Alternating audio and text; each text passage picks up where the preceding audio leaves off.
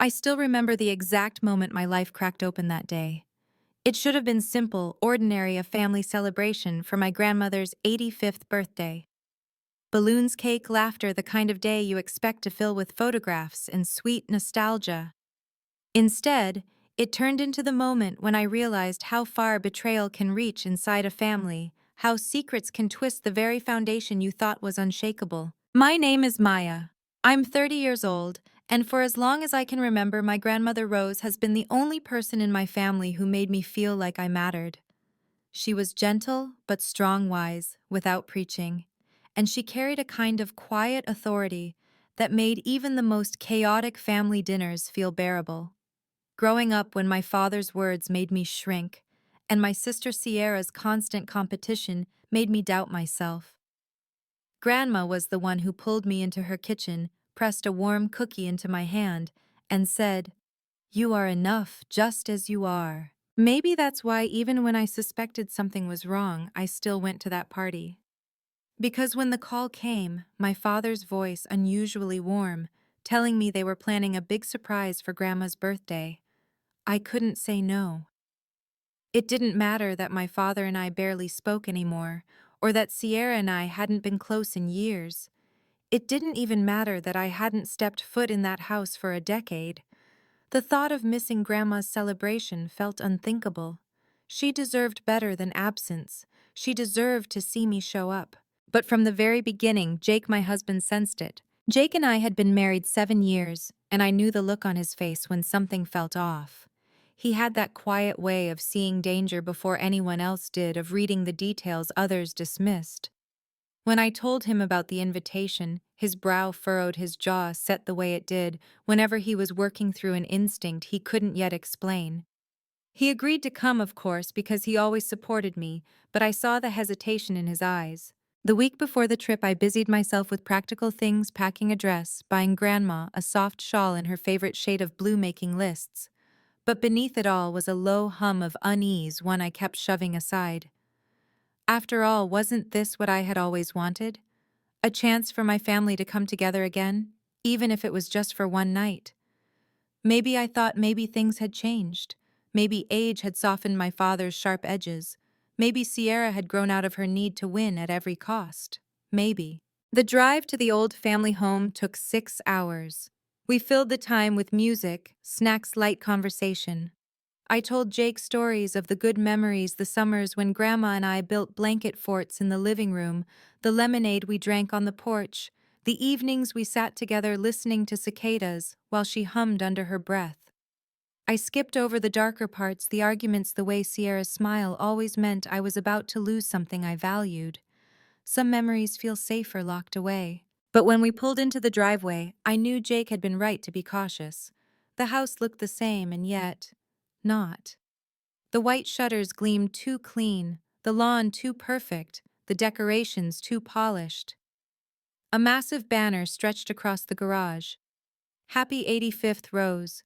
My father stood there waiting, his smile stretched too wide, his arms open in a gesture that felt rehearsed.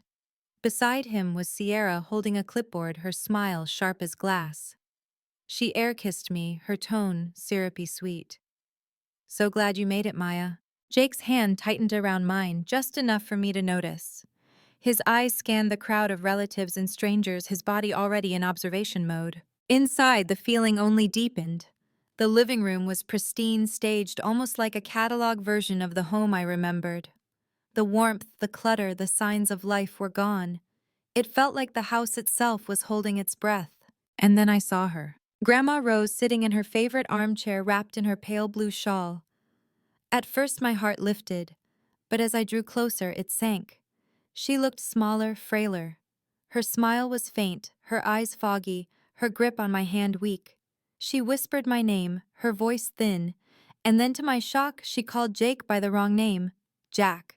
Grandma never forgot his name. I tried to brush it off, but Sierra swooped in, her tone dismissive. "She's just been sleepy lately. Doctor says it's just age." The way she said it made my skin crawl, as if Grandma's decline was convenient. Jake noticed more than I did. He always did.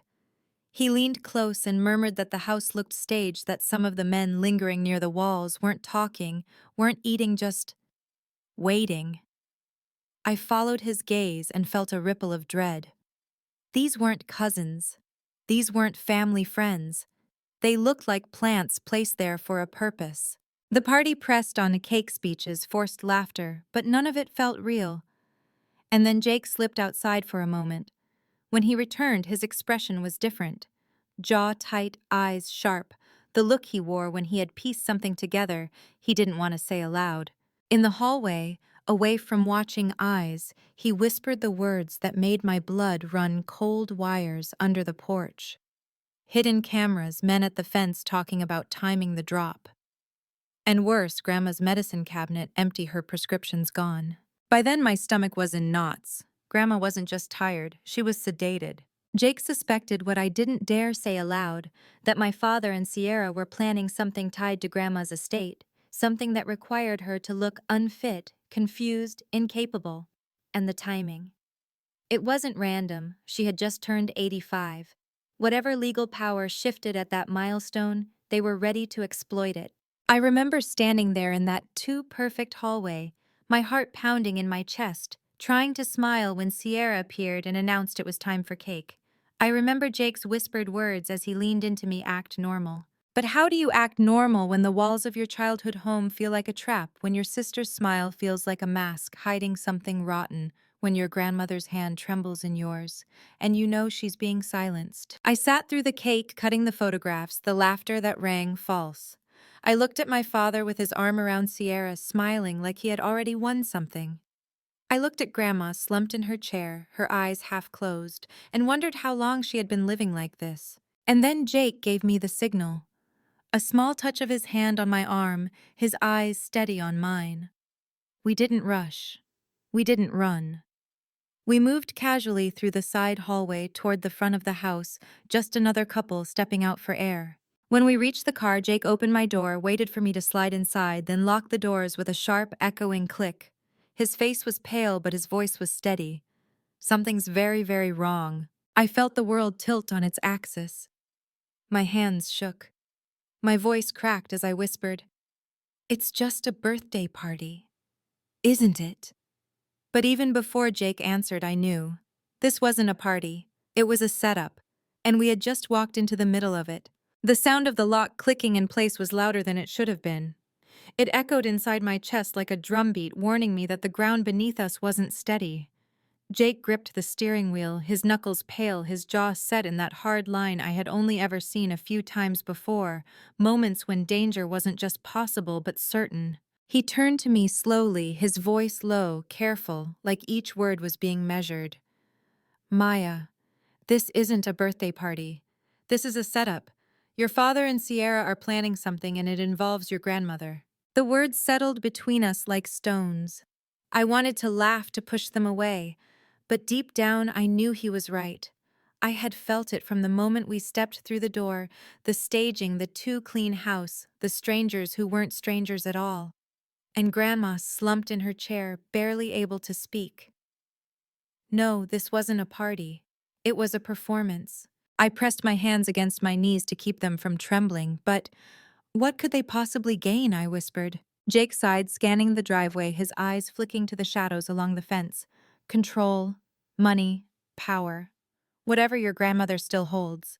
And they don't want you involved.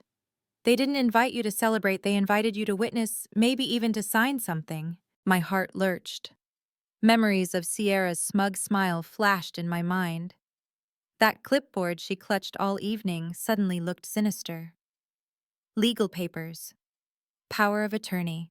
Something Grandma wouldn't have agreed to if she were herself. I shook my head hard, my voice breaking. No, no, Grandma would never. Jake leaned closer, his hand covering mine. Maya. She doesn't look like she can fight them anymore. They're doing this because she can't stop them. Tears blurred my vision. I thought of every time Grandma had defended me, when my father's words cut me down, every time she pulled me out of Sierra's shadow with a soft smile and a warm cookie. She had been my anchor, my only safe place. And now she was being erased. Before I could speak, the porch light flicked on. My father's tall frame appeared in the doorway, his silhouette sharp against the glow.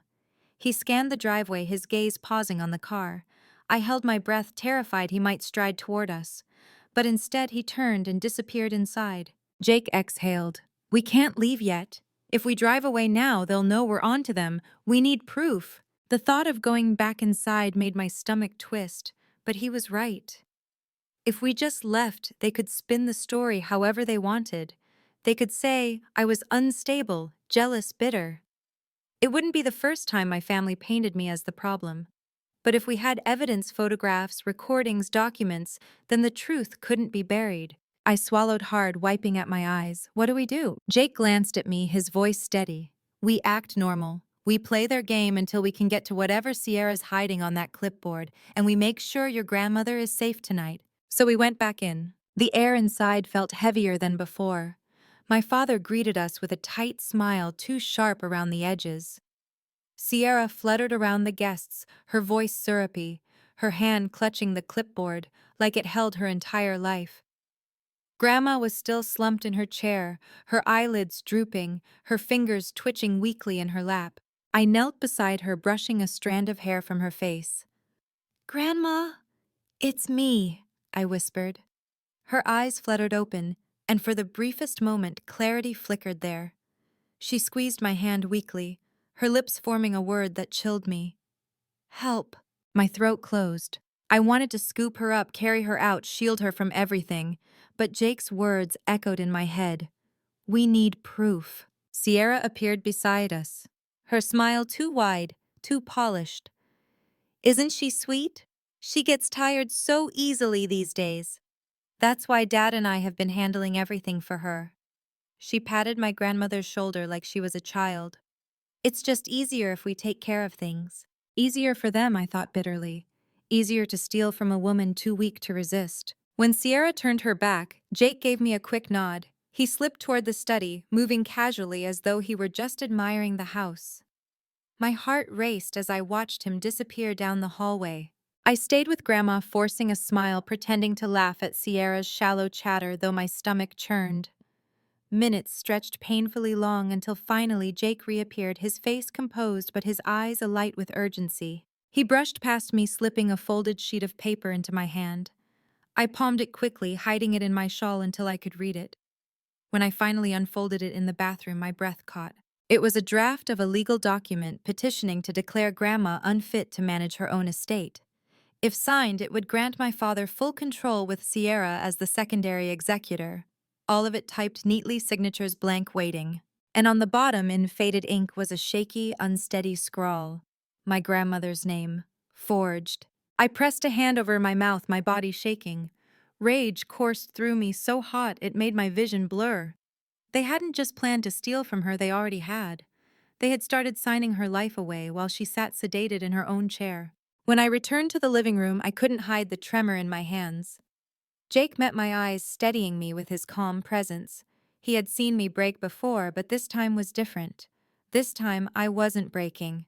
I was burning. Sierra caught my stare and tilted her head, her smile faltering just slightly. She knew I knew. The rest of the evening passed like a fever dream. Toasts, laughter, the endless charade of celebration. But beneath it all, there was a current of tension, of calculation. I saw my father glance at Sierra, saw her grip the clipboard tighter, saw the flickers of unease as they realized Jake and I weren't playing the roles they expected. When the guests finally began to leave, I helped Grandma to her bedroom. Sierra hovered, but I insisted on staying with her. Alone, I sat on the edge of the bed, holding her frail hand. Her eyes opened slightly, and for the first time all night, her voice was clear. "Don't let them take it," she whispered. Tears spilled down my cheeks. "I won't, Grandma, I promise." Jake appeared in the doorway, his expression grim. He waited until I kissed her forehead and tucked her in before guiding me outside. The night air was thick, heavy with unspoken words. He leaned close, his voice firm. "We have what we need. Now we fight." I nodded, though fear curled in my gut. Because this wasn't just about inheritance or money. This was about my family. And to fight them meant tearing open wounds that had been festering for decades. As we drove away from the house, Grandma's words echoed in my mind. "Don't let them take it." And I knew this was only the beginning. The drive back to the hotel that night felt endless. Streetlights streaked across the windshield, flickering shadows over Jake's face as he gripped the wheel in silence. I sat pressed against the door, my fingers tangled together so tightly they ached. My body was still buzzing with adrenaline, my chest tight with the echo of Grandma's whisper. Don't let them take it. I replayed the evening over and over in my mind. Sierra's triumphant smile, my father's sharp glances, the strangers posted like guards around the house, the forged signature on that paper. I felt sick as if I'd been forced to swallow poison, and now it was seeping through my veins. Jake finally broke the silence. We need to move carefully. They'll expect you to be emotional. They'll expect you to explode and make a scene. That's their advantage. But he glanced at me, his eyes steady. We'll be smarter. I nodded, though my voice shook when I spoke. I can't lose her, Jake. Not Grandma. She's all I have. He reached over, covering my hand with his. You're not losing her, not while I'm here. His words anchored me, but the storm inside wouldn't settle. Because this wasn't just about my grandmother's estate. It was about the years of being silenced, erased, dismissed. It was about my father, who never once looked at me with pride. It was about Sierra, who turned every family moment into a battlefield she had to win. I leaned my head against the cold glass of the window, and memories began to surface, sharp, unrelenting. I was 12 when Sierra took my violin. It had been Grandma's gift, a treasure I practiced with every day. The night before my recital, I found it broken in the trash. My father told me I was careless, that I must have stepped on it, though I knew Sierra's smirk too well. When I cried to Grandma, she just held me, whispering, "Some things break, so other things can be built stronger." I was 16 when Sierra stole my acceptance letter to a summer art program. I only found out weeks later, after the deadline had passed. My father shrugged when I confronted him. Said it wasn't practical anyway, that Sierra's science camp was more important. Grandma's hand on my shoulder was the only thing that kept me from shattering completely. And now at 30, Sierra had escalated her theft to the ultimate level. My fiancé numb, my dignity numb, my grandmother, my family's very foundation. By the time we reached the hotel, my hands were steady again, but my heart burned with resolve. The next morning, Jake and I spread the papers across the desk in the small hotel room. Forged documents, notes from the clipboard. Jake had photographed details of accounts being quietly transferred. My father and Sierra weren't just planning, they were already in motion. They want control over everything, Jake said, pointing to a section of the petition. Bank accounts, property, medical decisions. If this goes through, your grandmother will have no say in anything. She'll be a prisoner in her own life. My stomach twisted, and they'll keep her sedated so she can't object. He nodded grimly. I pressed my palms against the desk, trying to steady my breathing. We have to stop them. Jake hesitated. There's a risk, Maya. If we go head-on, they'll turn it against you.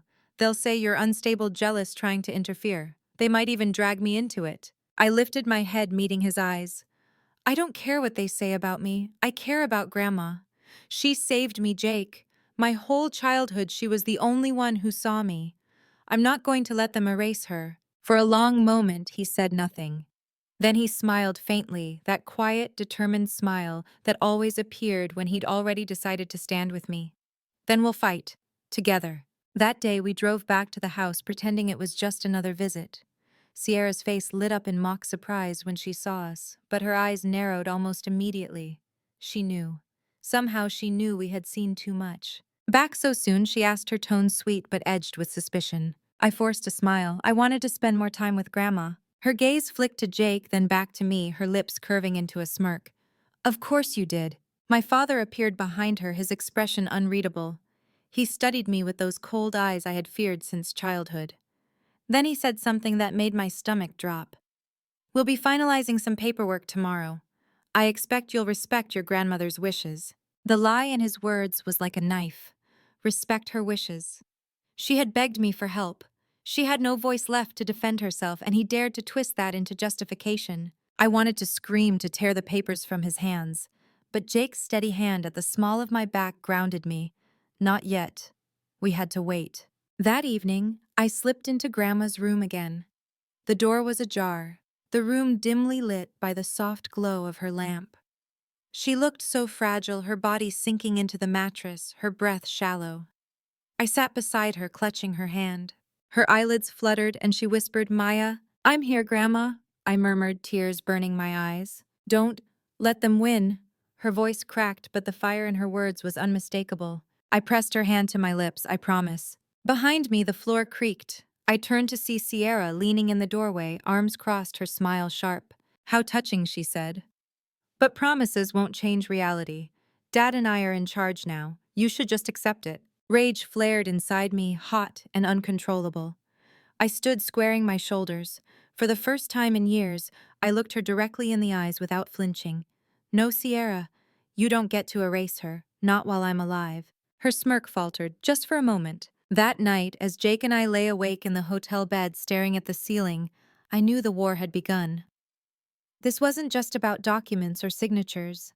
This was about truth against lies, love against greed. It was about whether the woman who saved me would be remembered with dignity or buried under the betrayal of her own children. I turned to Jake, my voice barely above a whisper. "Tomorrow we fight." And for the first time in a long time, I felt strong. Terrified, yes, but strong. Because Grandma's strength lived in me now. The morning came heavy with dread. I woke before dawn, staring at the pale strip of light creeping through the hotel curtains, my stomach twisted in knots. Today wasn't just another day of pretending.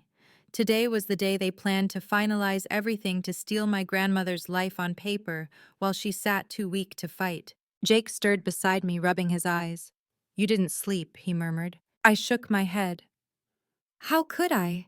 My voice was raw, fragile, and yet beneath it, there was a pulse of steel. I had made a promise, and I would not break it. Over breakfast, we went through our plan again.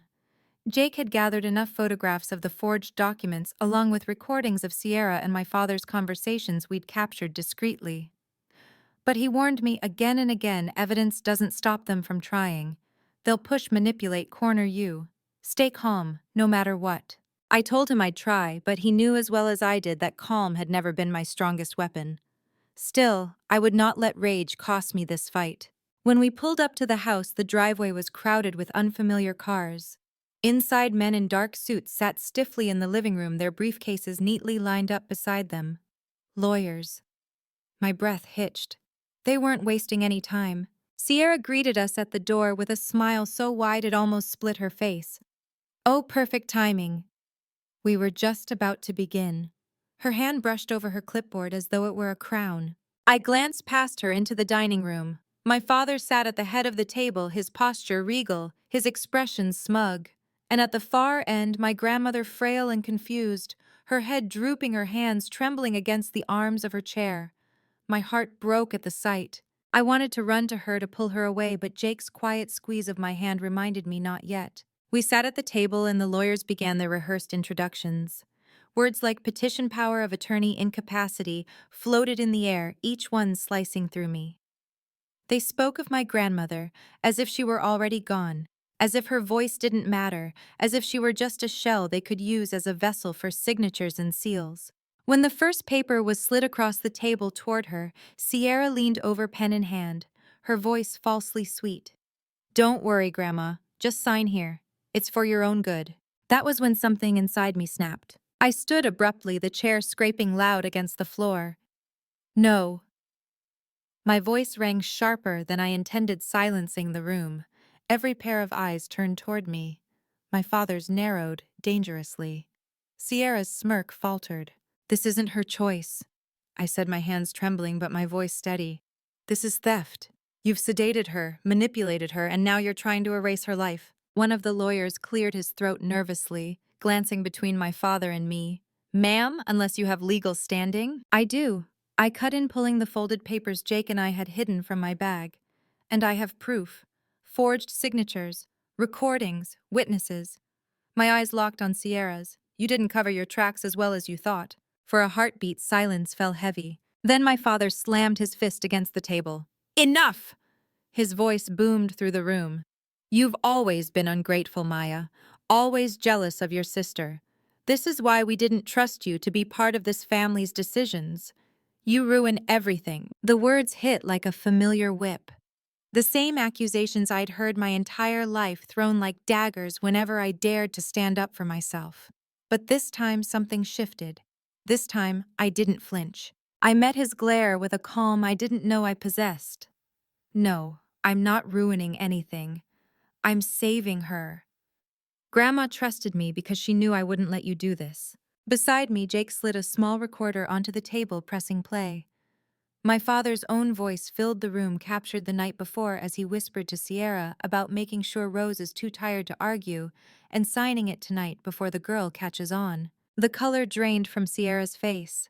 My father lunged for the recorder, but Jake was faster, sliding it safely back into his pocket. The lawyers shifted uncomfortably, murmuring among themselves. One of them closed his briefcase with a snap. Another whispered something about conflict of interest and legal liability. Sierra's voice cracked as she tried to regain control. This doesn't prove anything. She's just bitter. She's always been bitter. Grandma wanted this, she told me. But then, like a miracle, a weak voice rose from the end of the table. Lies. Every head turned. My grandmother, her eyes clearer than they had been in days, was staring straight at Sierra. Her hand trembled as she tried to push the paper away. I never wanted this. Tears stung my eyes.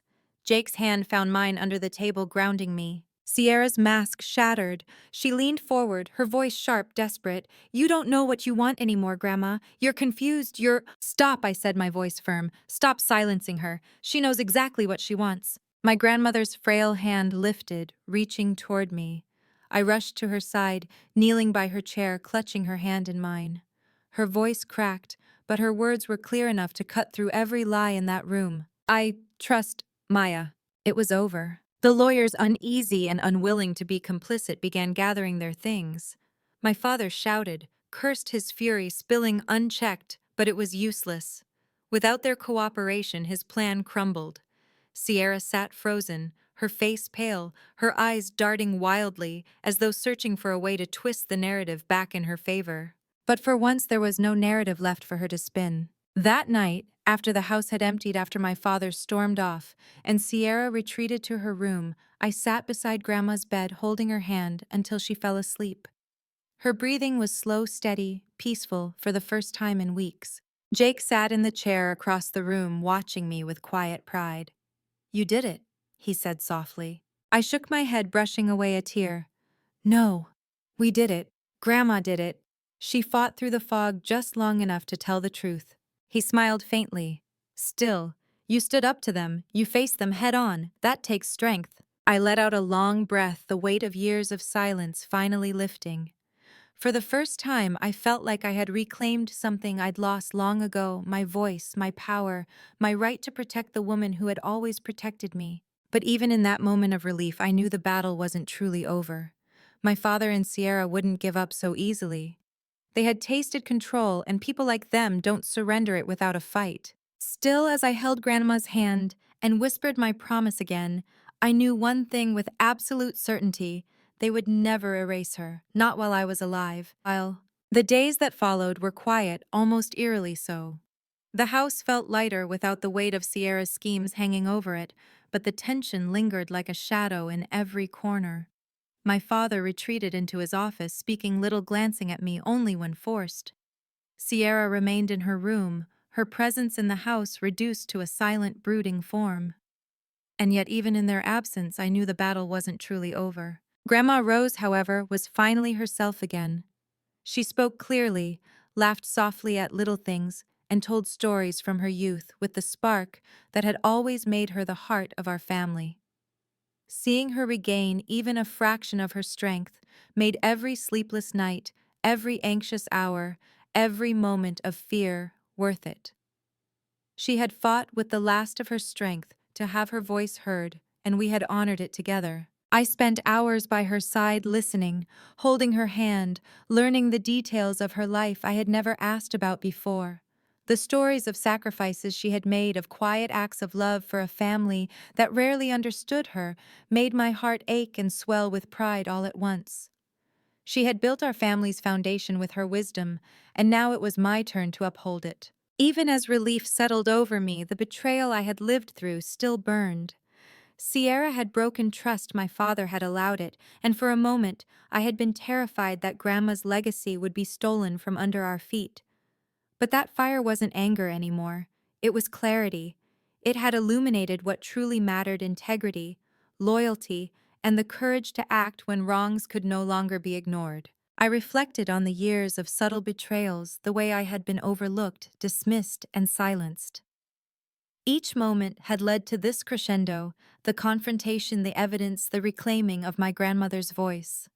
And while the scars remained, they were marks of survival, of growth, of finally asserting my right to stand tall in my own family. Grandma often held my hand and looked at me with eyes that sparkled with wisdom beyond her years. "You've always been strong, Maya," she whispered one afternoon, her frail voice filled with warmth. "Sometimes you just need to see yourself as I do."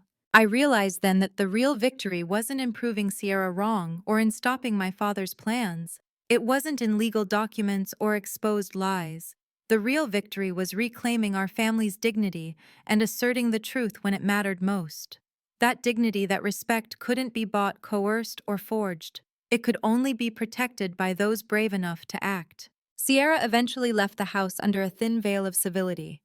She had no allies willing to support her further, and her schemes had been fully exposed. My father retreated into his own guilt and pride, neither of which could fully repair the fractures in our family. And yet in the silence they left behind, there was space for healing, space for Grandma and me to rebuild the bond that had been tested in fire. In the evenings, I would sit beside Grandma, holding her hand, listening to her recount memories of her youth. Sometimes she would lapse into quiet thought, staring at the window, as if seeing something far beyond the garden. I would squeeze her hand gently, whispering assurances that she was safe, that her life, her legacy would be preserved.